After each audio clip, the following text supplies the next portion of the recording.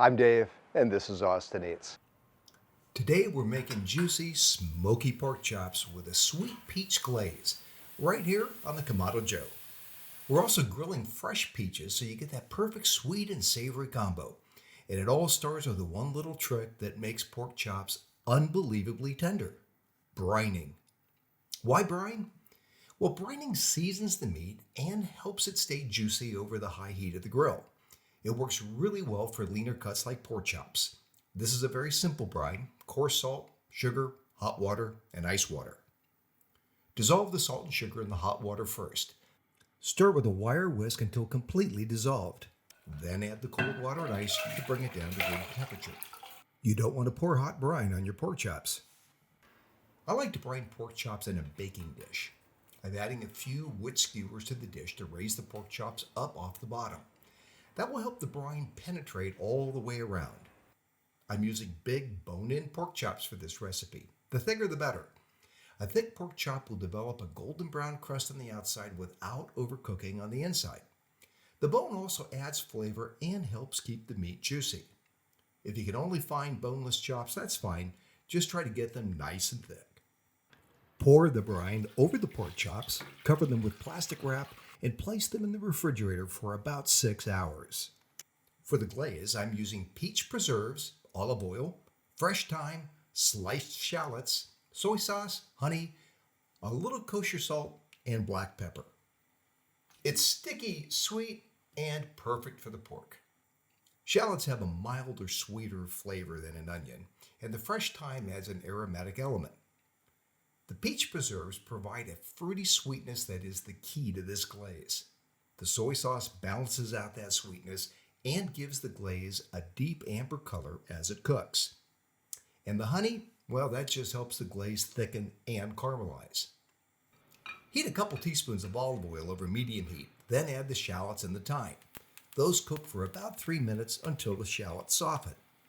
Then add the peach preserves and cook for a couple of minutes until the preserves start to melt and loosen up. Turn off the heat, pour in the soy sauce, honey, and kosher salt. Stir it all together right in the warm pan. The consistency should be smooth and pourable. Split the glaze into 3 separate bowls so you don't cross-contaminate raw meat and cooked food. One bowl is for marinating, one is for basting on the grill, and one is for adding to the finished pork chops. Now just rinse off the brine and pat the chops completely dry. Dry meat will get a better sear. Brush on a thin coat of oil, season with salt and pepper, and brush with a half a cup of the glaze. It's time to get that grill going.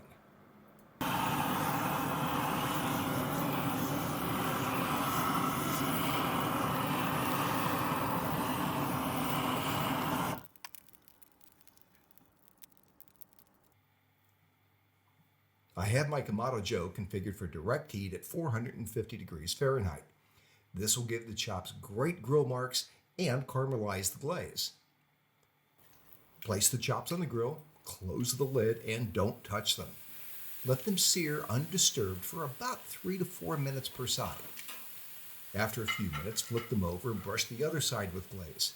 Close the lid and cook them for another 3 to 4 minutes. I'm using my ThermoWorks Signals thermometer to monitor the internal temperature. I like to have crisscross grill marks on my pork chops, so I'll actually cook them twice on each side. Pull off the chops when the internal temperature hits 140 degrees Fahrenheit and let them rest for 5 minutes. The internal temperature will climb another 5 degrees as they rest. While the chops rest, let's grill the peaches. They only need 2 to 3 minutes per side. Grilling the peaches makes them soft and a little smoky. It also gives them caramelized edges that go great with the pork. Start by grilling the peaches cut side down, and after a couple of minutes turn them over and grill the other side. Tender, smoky pork, sweet grilled peaches, and a delicious glaze. This is summer grilling at its best. If you have a Kamado Joe, Big Green Egg, or any good charcoal grill, you've got to give this a try. A link to the recipe is in the description below. My new cookbook is out. Click on the link in the video or in the description below to check it out. Hey, if you liked the video, let me know, and please subscribe. I'll see you next time on Austin Eats.